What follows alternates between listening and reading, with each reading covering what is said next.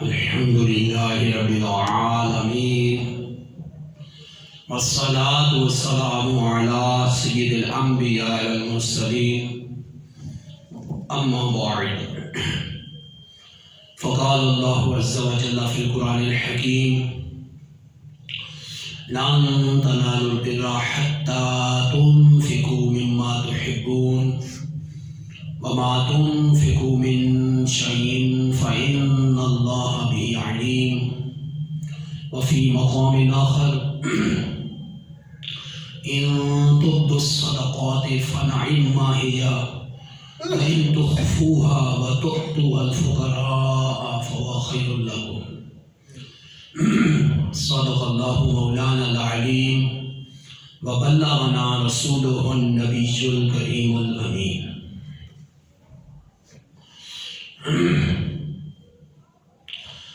خلاق عالم جل شانہ نے قرآن حکیم میں ارشاد فرمایا لن تنالوا البر، تم ہرگز جنت کو نہیں پا سکتے. امام الفصیح عبداللہ بن عباس فرماتے ہیں لن تنالوا الجنہ، تم ہرگز جنت کو نہیں پا سکتے حتی تنفقوا مما تحبون، جب تک تم اپنی پسندیدہ چیز اللہ کے راستے میں خرچ نہ کرو. وما تنفقوا من شیء، اور جو شے بھی تم اللہ کے راستے میں خرچ کرو گے فإن اللہ بہ علیم، تو اللہ جل شانہ اس کو جانتا ہے. تو اللہ کے راستے میں سب سے بہترین شے خرچ کرنے کا اللہ جل شانہ نے حکم دیا. اللہ جل شانہ نے سب سے بہترین چیز اپنے راستے میں خرچ کرنے کا حکم دیا، جو انسان کو محبوب ترین شے ہے. اس لیے جب یہ آیت نازل ہوئی تو صحابہ کرام رضوان اللہ اجمعین پسندیدہ شے لے کے سرکار کی بارگاہ میں آ گئے. اور ایک صحابی رسول تو سرکار صلی اللہ علیہ وسلم کی بارگاہ میں حاضر عرض کی یا رسول اللہ صلی اللہ علیہ وسلم، میرا یہ باغ جس کو بیر حا کہتے ہیں مجھے سب سے زیادہ پیارا ہے، میں اسے اللہ کی راہ میں صدقہ کرتا ہوں، آپ جہاں چاہیں اس کو خرچ کریں. تو صحابہ کرام نے پسندیدہ شے بھی اللہ کے راستے میں خرچ کر دی. تو اس لیے فرمایا لن تنالوا البر، چوتھے سپارے کے شروع کی آیت ہے، تم ہرگز جنت نہیں پا سکتے حتی تنفقوا مما تحبون، جب تک اپنی پسندیدہ شے اللہ کی راہ میں خرچ نہیں کرتے. پسندیدہ سے مراد انسان کو حب خواہش سے بعض وقت کوئی چیزیں پسند ہوتی ہیں، کھانے کی چیزیں، کوئی بھی شے تو اپنے لیے اگر پسند کرتا ہے تو جب وہ اللہ کی راہ میں دے تو اسی طرح وہ شے ہے، اور اچھی شے لیتا ہے اپنے لیے تو پھر اچھی شے اللہ کی راہ میں دے. یہ ہوتی ہے پسندیدہ شے جس کو اللہ کے راستے میں خرچ کرنے کا یہاں اس آیت میں حکم ہے. اور دیگر آیات بینات میں بھی خلاق عالم جل شانہ نے اسی طرح کا حکم دیا کہ اس کے راستے میں جب کوئی صدقات دینے ہیں، کوئی شے دینی ہے تو اس میں صدقہ اور دے کے پھر احسان نہیں کرنا. کما قال اللہ فی القرآن الحکیم، جیسا کہ اللہ جل شانہ نے قرآن حکیم میں ارشاد فرمایا یا ایھا الذین آمنوا لا تبطلوا صدقاتکم بالمن والاذی، اے ایمان والو اپنے صدقات اللہ کی راہ میں جب دو تو احسان جتلا کے اور اذیت دے کے ان کا ثواب ختم نہ کرو، باطل نہ کرو، کیونکہ احسان جتلا کے اور تکلیف دے کے پھر اس صدقے کا جو ثواب ہوتا ہے وہ ضائع ہو جاتا ہے، باطل کر دیتا ہے اس کو. لہٰذا جب بھی صدقہ اللہ کی راہ میں کوئی شے دینی ہوگی تو پھر اس سے آدمی بے نیاز ہو جائے، اللہ پہ چھوڑ کے اس کا اجر و ثواب، اور وہ اللہ جل شانہ اس کا اجر و ثواب اس کو عطا فرمائے گا. اور ایک اور آیت میں خلاق عالم جل شانہ نے فرمایا وما انفقتم من نفقۃ او نذرتم او نذرتم من نذر، کہ تم جو بھی شے اللہ کی راہ میں خرچ کرو یا جو تم نظر پوری کرو فَهُوَ يُخْلِفُهُ، تو اللہ جل شانہ اس کا بہترین بدلہ تمہیں عطا فرمائے گا. اس کا خلف اللہ جل شانہ اس کا بہترین بدلہ تمہیں عطا فرمائے گا جو تم اللہ کی راہ میں دیتے ہو. لہذا صدقہ دینے والا اللہ کی راہ میں جب صدقہ دے تو اس کو دینے کے لیے ان آیات بینات کا بھی بہت خیال رکھیں جن میں اللہ جل شانہ نے اس کے احکامات کو جاری فرمایا. پھر ایک اور زبردست بات کہ اللہ جل شانہ نے فرض صدقے کا اعلانیہ حکم دیا کہ اس کے اعلان کرو، اور نفلی صدقے کا حکم دیا کہ چھپکے کرو. خلاق عالم جل شانہ قرآن مجید میں ارشاد فرماتا ہے ان تبدوا الصدقات فنعم ما ہی، ارشاد فرماتا ہے کہ اگر تم فرض صدقے کیا ہیں؟ جیسے زکوٰۃ ہے، صدقہ منت کا صدقہ، یہ واجبہ ہوتا ہے، آدمی نہیں کھا سکتا. یہاں تو لوگ منت کے صدقے خود منت مان لیتے، خود کھا لیتے ہیں، کہتے ہیں منت ادا ہو گئی. اس طرح منت ادا نہیں ہوتی، غلط منتیں، مزاروں پر منتیں نہیں ہوتی. منت صرف اللہ کے نام کی ہے. مذہب اہل سنت یہی ہے کہ منت صرف اللہ کے نام کی ہے، نبی کے نام کی منت نہیں ہے. چاہے جائے کہ کسی مزار کے نام کی لوگ منت مانیں، منت صرف اللہ کے نام کی ہوتی ہے. جہاں لوگ منت کیا کرتے ہیں، منتیں مان کے لوگ مزاروں پہ غلط منتیں مانتے ہیں، پھر وہ جو مال ہے وہ خدا کے خود کھا لیا، آج منت ادا ہو گئی. اس طرح منت ادا نہیں ہوتی. منت صرف اللہ کے نام کی ہوتی ہے. جب منت مانی جاتی ہے اور جب وہ کام ہو جاتا ہے تو وہ جو مال جو شے مانی، چاہے وہ نفلی روزے مانے، نفل نماز مانی، اعتکاف کچھ دن کا مان لیا، غریبوں کی مدد مانی، کوئی شے جب مانی ہے تو وہ کوئی شے دین پھر واجب ہو جاتی ہے. تو اللہ فرماتا ہے ان تبدوا الصدقات فنعم ما ہی، فرض زکوٰۃ اور واجبی صدقے اگر تم اعلانیہ کر کے دو، اللہ فرماتا ہے فنعم ما ہی، تو یہ بہت اچھا ہے. کیوں اچھا ہے؟ کہ فرض ہر ایک کو پتہ ہے زکوٰۃ فرض ہے، اس میں رہتا ہی نہیں ہوتی. ہر ایک کو پتہ ہے زکوٰۃ کی فرضیت ہے. جب زکوٰۃ فرض ہو کہ ہاں جی میں زکوٰۃ دے رہا ہوں اللہ کی راہ میں، بشارت کو اعلانیہ دے، اس لیے اعلانیہ دے تاکہ دوسروں کو ترغیب ملے کہ انہوں نے اگر زکوٰۃ روک رکھی ہے تو وہ بھی دے دیں. تو یہ اعلانیہ کس کا حکم ہے؟ فنعم ما ہی، اسی کے ساتھ فرمایا کہ فرض زکوٰۃ اور واجبی صدقے، منت وغیرہ کے جو صدقے ہوتے ہیں، یہ اگر تم جیسے صدقہ فطر واجب ہے روزوں کے بعد، یہ اگر تم اعلان کر کے دو نا تو یہ بہت اچھا کھلے عام دو تاکہ دوسروں کو ترغیب ملے. نفلی صدقوں کے لیے کیا فرمایا؟ اسی آیت کے اگلے حصے میں خلاق عالم جل شانہ فرماتا ہے ان تخفوها، اور اگر تم نفلی صدقے چھپا کے دو فهو خیر لکم، تو یہ تمہارے لیے بہت بہتر ہے. نفلی صدقے کیا ہیں؟ ہمارے عرف میں جس کو خیرات کا لفظ کہا جاتا ہے نفلی صدقہ ہوتا ہے. یعنی اپنے اوپر منت ہم پہ واجب نہیں مانی تھی، زکوٰۃ نہیں تھی، ویسے اپنے رشتہ داروں کی سال ثواب کے لیے، گھر والوں کی سال ثواب کے لیے جو بھی شے ہم ویسے اللہ کی راہ میں دیتے ہیں اس کو شریعت صدقہ کہتی ہے. ہمارے عرف میں لوگ اس کو خیرات کہتے ہیں. تو نفلی صدقہ وقت کا بادشاہ بھی کھا سکتا ہے، وقت کا بادشاہ بھی آ جائے پرائم منسٹر، وہ نفلی صدقہ کھا سکتا ہے، اس کو اجازت ہے، اس کے لیے گناہ نہیں ہے. اور غریب سے غریب تر بھی کھا سکتا ہے، امیر سے امیر تر بھی کھا سکتا ہے، درمیانے لوگ بھی کھا سکتے ہیں، ہر بندہ اس کو آ کے کھا سکتا ہے، کیونکہ وہ نفلی صدقہ ہے، واجبی صدقہ نہیں ہے. یہ فرق ہے نفلی صدقے اور واجبی صدقے کا، یہ فرق ہے. نفلی صدقہ خیرات ہر کوئی کھا سکتا ہے، کہتے ہیں نا ہم نے خیرات کی ہے، بالکل ہر کوئی کھا سکتا ہے، نو پرابلم.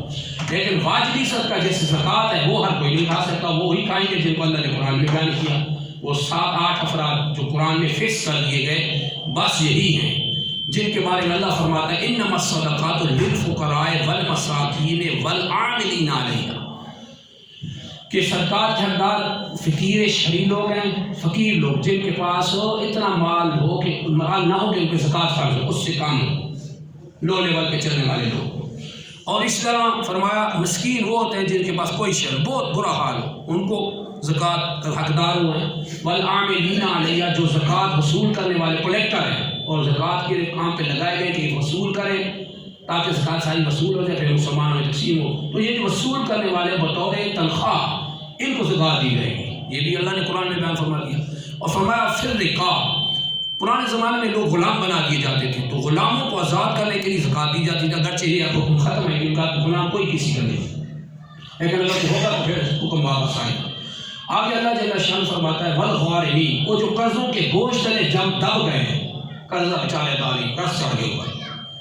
اب جو زکوٰۃ جس نے نکالی ہے وہ اس بندے کو جا کے دے تاکہ اپنا قرضہ اتار دے، جی حقدار ہے زکوٰۃ کے. آگے فرمایا وفی سبیل اللہ، اللہ کے راستے میں چلنے والے لوگ. اس میں تمام مجاہدین فی سبیل اللہ جو اللہ کی راہ میں جہاد کرتے ہیں، اللہ کی راہ میں فی سبیل اللہ میں علماء طلباء یہ سب اسی میں داخل ہے، یہ بھی اسی میں، یہ زکوٰۃ کے حقدار ہے. اور آگے فرمایا وابن سبیل، اور راستے کا بیٹا. راستے کا بیٹا کون ہوتا ہے؟ مسافر، جس کے پاس سفر میں آیا اور گھر میں تھا سب کچھ، سفر میں سب کچھ تلف ہو گیا، ہر کی جاتی رہی، بعض بہت ایسے بھی حادثے بن جاتے کچھ بھی پاس نہیں رہتا. اب اس کو پیسے کی ضرورت ہے، گھر پہنچنا چاہتا ہے، تو اب وہ زکوٰۃ کا مستحق بن گیا ہے، اب وہ بندے اس کو زکوٰۃ دے سکتے ہیں۔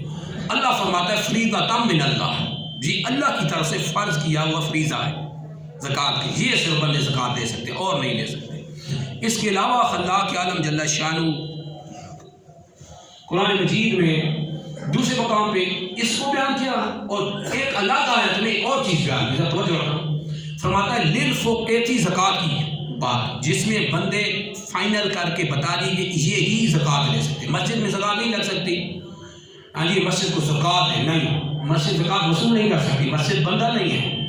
زکوٰۃ کے لیے شرط ہے کہ زکوٰۃ دینے والا بندہ سامنے حاضر اور لے، وصول کرے، حقدار۔ مسجد پہ براہ راست زکوٰۃ نہیں لگ سکتی، مدرسے پہ بھی براہ راست نہیں لگتی، وہ مدرسہ کے طلباء جو حقدار ہوتے ہیں نا وہاں پہ زکوٰۃ کے، وہ لے سکتے ہیں، پھر اس سے لے کے پھر مسجد پہ اور جامعہ پہ پھر لگ سکتا ہے، جامعہ پہ جس میں پڑھ رہے ہیں۔ پھر آگے اللہ جل شانہ فرماتا ہے للفقراء الذین احصروا فی سبیل اللہ، یہ اس آیت سے زکوٰۃ کی الگ ایک آیت الگ ہے، یہاں نفلی صدقات وغیرہ کا استعمال ہے۔ فرمایا وہ لوگ للفقراء الذین احصروا فی سبیل اللہ، جو اللہ کے راستے میں روک دیے گئے،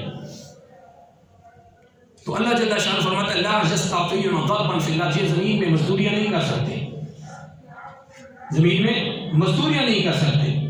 اللہ فرماتا ہے یحسب الجاہل اغنیاء من التعفف، حقیقت سے نا آشنا لوگ، حقیقت نہ جاننے والے لوگ ان کو امیر سمجھتے ہیں۔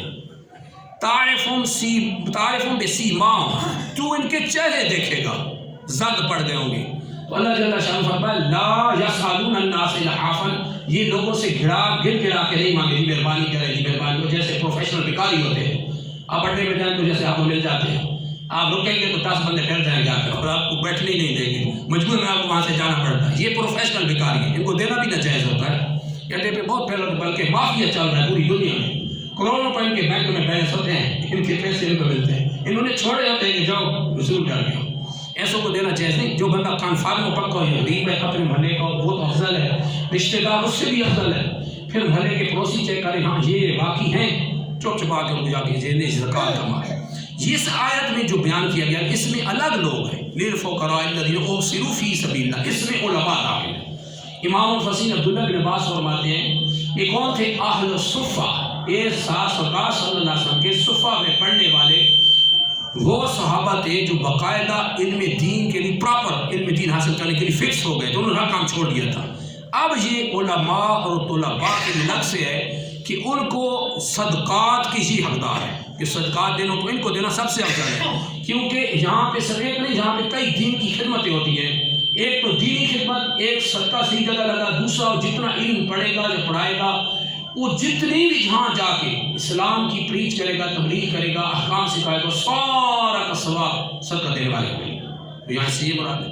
اب صدقہ جب آدمی کرتا ہے تو صدقہ مال کو بڑھاتا ہے، کما رواہ مسلم بن الحجاج قشیری، سے امام مسلم بن الحجاج قشیری نے اب اسی میں حدیث مبارکہ کو نقل کیا، عن ابی ہریرہ رضی اللہ عنہ قال قال رسول اللہ صلی اللہ علیہ وسلم، حضرت سیدنا ابو ہریرہ رضی اللہ عنہ سے روایت فرماتے ہیں اللہ کے رسول مکرم صلی اللہ علیہ وسلم نے ارشاد فرمایا ما نقصت صدقۃ من مال، صدقہ مال میں سے کسی شے کو کم نہیں کرتا۔ ہم دیتے ہیں نا مال اللہ کی راہ فی سبیل اللہ، صدقہ میں نے عرض کی صدقہ صرف یہ نہیں ہے کہ جانور ذبح کریں اور اسپیشل ذبح کر کے اس کا خون بہایا جائے پھر وہ گوشت ہی لوگوں میں دیا جائے تب ہی صدقہ ہوتا ہے۔ معاشرے میں اکثر لوگ یہی سمجھتے ہیں، ایسا ہرگز نہیں ہے۔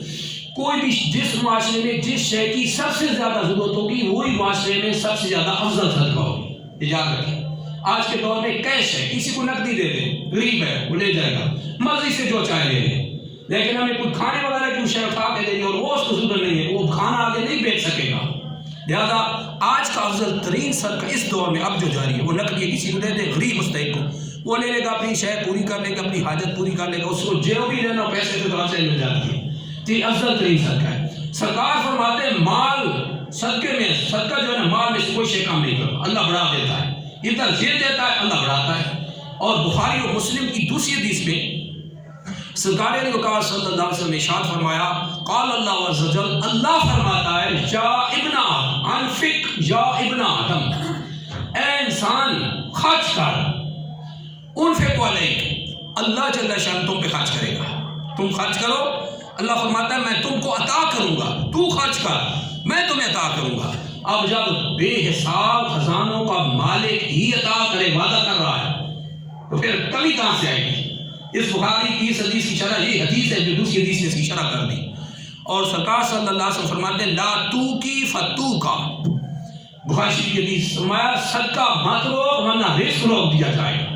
ایسی زبردست حدیث ہے، لا تو کی فتو کا، صدقہ نہ روک، اگر صدقہ روک رہے گا نا فتو کا تیرا رزق روک دیا جائے گا۔ یہ ہمارے رزق میں جو برکتیں ہوتی ہیں نا صدقات کی برکت سے ہوتی ہیں، الحمدللہ جاری ہوتی ہیں، اور صدقات جتنے بھی کیے جاتے ہیں ہمارے لیے نفع کا باعث ہوتے ہیں۔ اور آگے فرمایا بخاری مسلم کی حدیث میں، آگے حدیث کے الفاظ ہیں وما زاد اللہ عبدا بعفو الا عزا، اللہ جل شانہ بندے کی معاف کرنے سے اس کی عزت ہی بڑھاتا ہے۔ غلطی ہو جاتی ہے نا سوری کرنے، نہ نام کا سوری نہیں، صحیح سوری ہے، صرف میسج کر دیں سوری، یہ نہیں ہوگا، بندے سے معافی مانگے تاکہ دل سے معاف کر دے، اس کو سوری کرے، معافی مانگ لے، غلطی ہو گئی۔ یہ جو معاف کرتا ہے یہ ہمیں ڈی گریڈ نہیں کرتا، یہ ہمیں اپ گریڈ کرتا ہے۔ قیامت کے دن جب نامہ اعمال ہوگا نا وہاں اپ گریڈ ہو رہے ہوں گے، کس وجہ سے؟ معاف کرنے کی وجہ سے، معافی مانگنے کی وجہ سے۔ لیکن نہیں مانگی نا اور کہا کہ میں تو ڈی ویلیو ہوں گا یا میری پوزیشن ڈاؤن ہو جائے گی، قیامت کے لیے پھر نیکیاں لے جائیں گے، پھر وہاں اسپیشل باقی اسپیشل ہماری کنڈیشن وہاں ڈاؤن ہوگی، جہاں نہیں وہاں ہو جائے گی جہاں نہیں ہونی چاہیے تھی۔ لہٰذا غلطی ہو جائے معافی مانگنے کچھ نہیں ہوتا ہے۔ اللہ فرماتا ہے، اللہ کے محبوب صلی اللہ علیہ وسلم فرماتے ہیں ما زاد اللہ عبدا بعفو الا عزا، معاف کرنے سے، اللہ فرماتا ہے معافی مانگنے سے اللہ بندے کی عزت ہی بڑھاتا ہے، معاف کرنے سے عزت ہی بڑھاتا ہے۔ اور فرماتا ہے وما تواضع احد للہ الا رفعہ اللہ، جو اللہ کے لیے عاجزی کرتا ہے، اللہ کے لیے عاجزی کرتا ہے، اللہ جل شانہ اس کو بلندیاں عطا فرماتا ہے، اللہ تو دیتا ہے بلندیاں۔ پھر مال اللہ کی راہ میں جب خرچ کیا جاتا ہے تو جتنا خرچ ہوتا ہے اللہ جل شانہ سے کئی گنا بڑھا دیتا ہے، اور بندے پتہ نہیں چلتا، اللہ اس سے بہتر عطا فرما دیتا ہے ہمارے لیے۔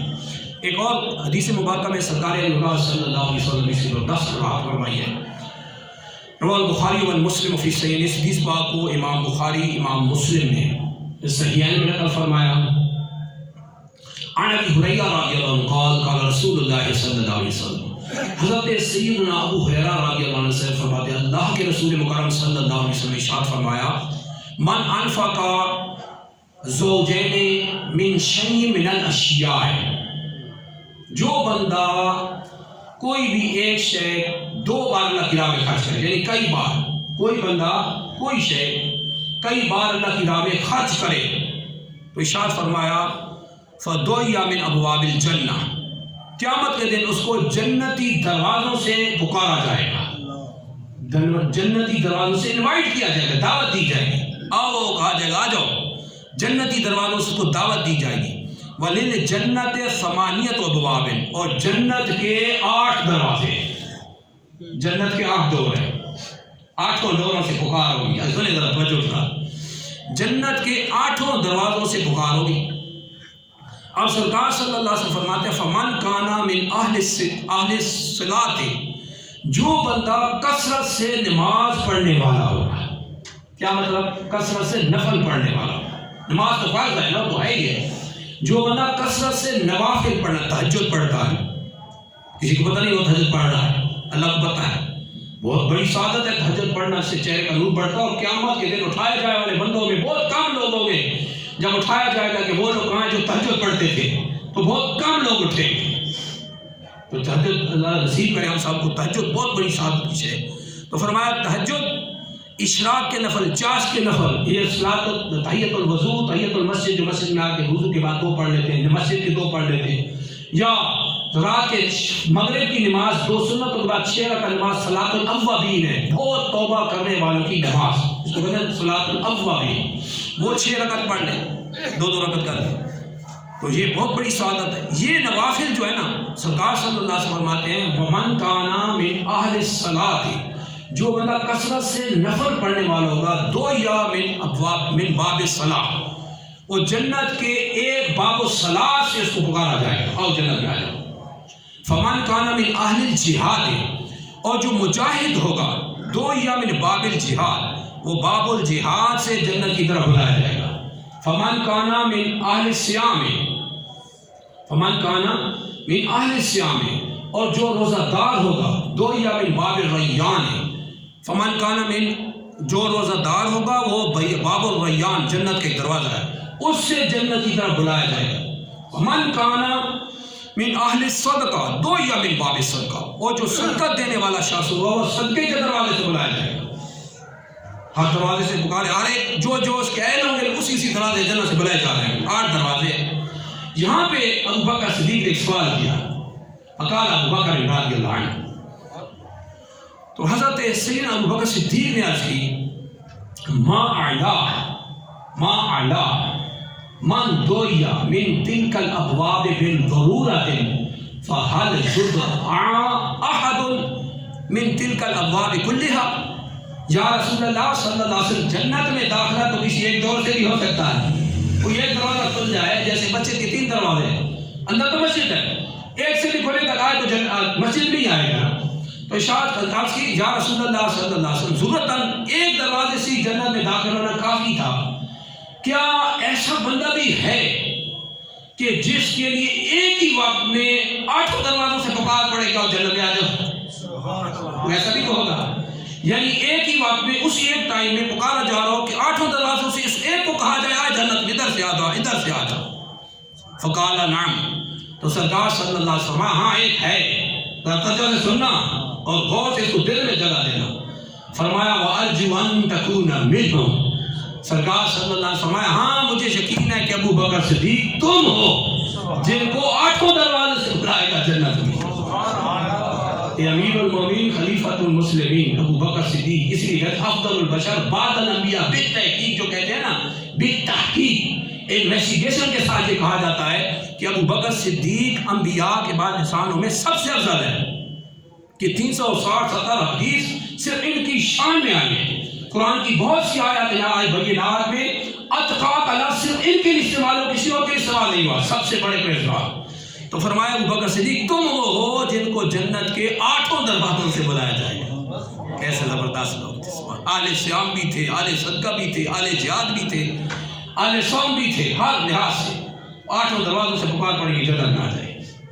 आगे कौन ज़बरदस्त हदीस, रवाह मुस्लिम इब्न हज्जाज कुशैरी से, इमाम मुस्लिम बिन हज्जाज कुशैरी ने इसको अपनी सही में नकल किया। अन अबी हुरैरा रज़ियल्लाहु अन्हु क़ाल रसूलुल्लाह सल्लल्लाहु अलैहि वसल्लम, हज़रत सैयदना अबू हुरैरा रज़ियल्लाहु अन्हु फरमाते हैं, अल्लाह के रसूल मुकर्रम सल्लल्लाहु अलैहि वसल्लम ने इरशाद फरमाया, मन काना मिनकुमुल यौमा साइमन, सहाबा कराम से फरमाया, तुम में से आज कौन है जो रोज़ादार हो? तुम में से आज कौन है जो नफली रोज़ा रखने वाला हो? फ़क़ाल अबू बकर आना, अबू बकर सिद्दीक़ ने फरमाया मैं हूँ, आज मैंने रोज़ा रखा हुआ है। काल, फिर सरकार सल्लल्लाहु अलैहि वसल्लम पूछा, फमन काना मिनकुमुल यौमा, फमन ताबिया मिनकुमुल यौमा मरीदन, फमन काना मिनकुम ताबिअल जनाजा, आज के दिन तुम में से कौन है जिसने जनाजे में शिरकत की हो? फमन ताबिया मिनकुमुल यौमा जनाज़तन, आज कौन है तुम में से जो जनाजे में शरीक हुआ हो? फ़क़ाल अबू बकर आना, अबू बकर सिद्दीक़ ने अर्ज़ की मैं हूँ। फिर सरकार सल्लल्लाहु अलैहि वसल्लम ने पूछा, फ़क़ाल फमन काना मिनकुमुल यौमा आदा मरीदन, फमन काना मिनकुमुल यौमा आदा मरीदन, आज तुम में से कौन है जिसने किसी मरीज की अल्लाह के लिए इयादत की हो?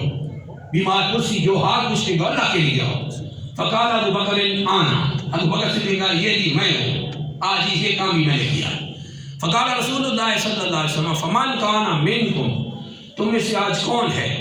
फमन काना मिनकुम मन अतमल यौमा मिस्कीनन, कि आज के दिन किसी मिस्कीन को उसने खाना खिला दिया हो। फ़क़ाल अबू बकर आना, उस एक दिन में, एक ही दिन में। तो अबू बकर सिद्दीक़ ने फरमाया मैं हूँ। फ़क़ाल रसूलुल्लाह सल्लल्लाहु अलैहि वसल्लम, तो अल्लाह के रसूल मुकर्रम सल्लल्लाहु अलैहि वसल्लम ने इरशाद फरमाया, मज्तमअना फ़ी इम्रान इल्ला दख़ल जन्नह, कि ये 4 क्वालिटीज, ये 4 सिफात जिस बंदे में भी होंगे वो जन्नत में दाखिल होंगे। अबू बकर सिद्दीक़ तो है ही है ना, हुक्म आम है कि उसका हुक्म आम होता है कि जो भी तुम में से ये 4 सिफात का मालिक होगा वो जन्नत में दाखिल होगा।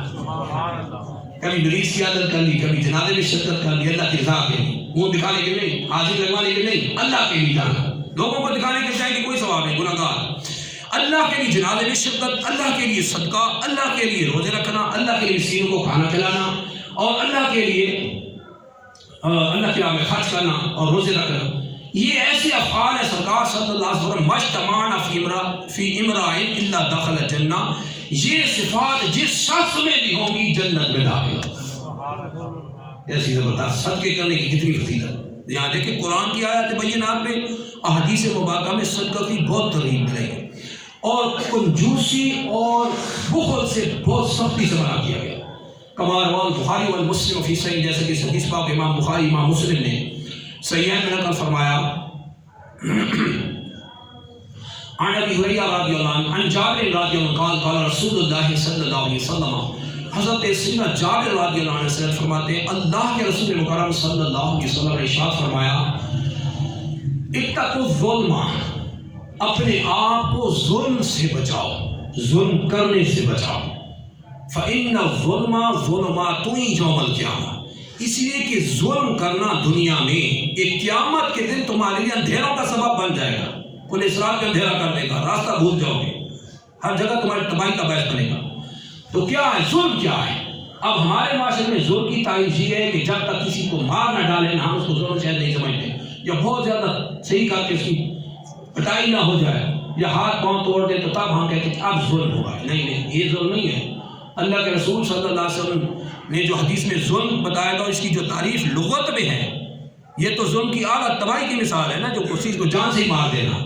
یہاں پہ ہے کہ وضع الشیء فی محل غیرہ، کسی شے کو اپنی جگہ نہ رکھنا، کسی اور جگہ رکھ دینا، یہ ظلم ہے۔ کسی کا حق تھا نا، حق نہ دیا کسی اور کو اٹھا کے دے دیا، یہ ظلم ہے۔ حق اللہ کا حق تھا وہ نہ ادا کیا، یہ ظلم ہے۔ بندوں کے حق تھے کھا گئے، ظلم ہے۔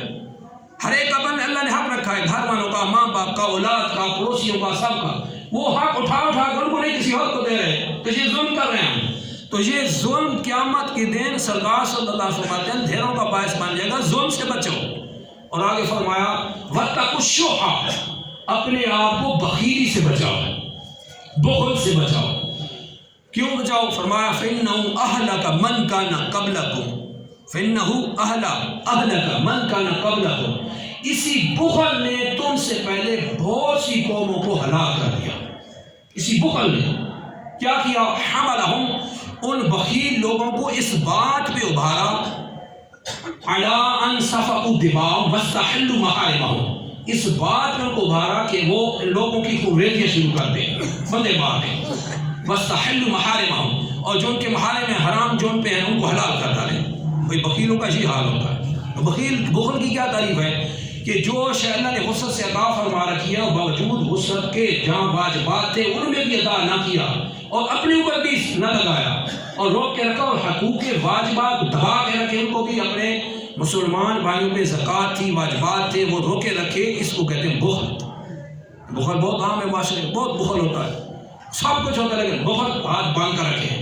تو بھائی یہ وہ تباہی ہے جس نے پہلی قوموں کو بھی تباہ کر دیا تھا۔ جا کے اللہ فرماتا ہے یا ابن آدم انفق علیہ، بخاری مسلم کی حدیث ہے، اللہ فرماتا ہے بندے خرچ کر، میں تم کو عطا کروں گا، تو خرچ کر، دینے والا تو میں ہوں، تو خرچ کر، تجھے بھی میں نے دیا ہے، اور یہ جو تو خرچ کرے گا میں سے کئی گنا تمہیں عطا کروں گا۔ اللہ نے خود حدیث قدسی میں فرما دیا۔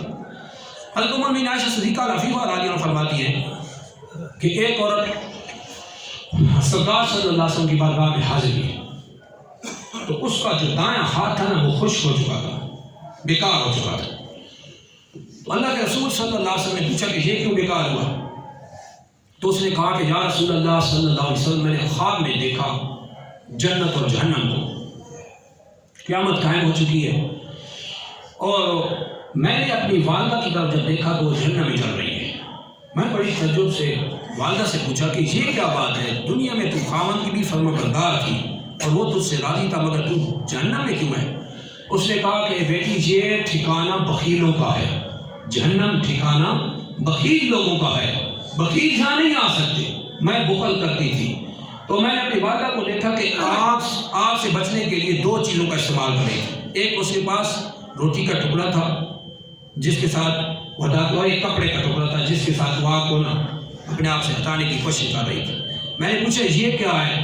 تو اس کی ماں نے جواب دیا بیٹا اپنی ساری لائف میں، ساری زندگی میں صرف یہ 2 چیزیں میں نے صدقہ کی تھی۔ اس بخل کا انجام دیکھ کتنا برا ہوگا۔ ساری زندگی گزرے یہ چیزیں صرف اللہ کی راہ میں صدقہ کی تھی۔ پھر انہیں وہ بھی اس کو پھر بھی تھوڑے سے ہی کام تو دے رہی تھی، تو اسے ہٹا رہے کہ بڑھ جہنم میں چلی گئی بیچاری۔ تو اس نے پھر اپنے والد صاحب کو دیکھا، وہ دیکھا حوض کوثر سے، سرکار صلی اللہ علیہ وسلم حوض کوثر سے لوگوں کو جام پلا رہے ہیں پانی کی۔ تو مجھے ابا جان آپ یہاں جنت میں ہیں، امی وہ جہنم میں چل رہی ہیں، وہ تمہاری بیوی تھی اور تو اس سے راضی تھا، یہ کیا ہے؟ اس کے باپ نے بھی یہی جواب دیا کہ بیٹا وہ بخیل تھی اور بخیلوں کا ٹھکانہ جہنم ہوتا ہے۔ تو اس نے کہا ابو اجازت دیں کہ میں ایک پیالہ بھر کے اپنی امی کو پلا دوں۔ فرمایا نہیں، اس کی اجازت نہیں ہو سکتی، بھی بخیلوں پہ اللہ نے جام کوثر حرام کر رکھا ہے۔ تو وہ کہنے لگی میں نے اپنی باپ، خواب میں دیکھ رہی تھی نا سارا، میں نے اپنے باپ کی اجازت کے بغیر وہ پیالہ بھر کے اپنی ماں کو پلا دیا۔ جیسے پلایا تو غیب سے آواز آئی کہ تو نے اجازت کے بغیر یہ پیالہ کیوں پلایا؟ تیرا ہاتھ خشک کر دیا گیا، یعنی بیکار کر گئی، وہ دایاں ہاتھ میرا پورا بیکار ہو گیا۔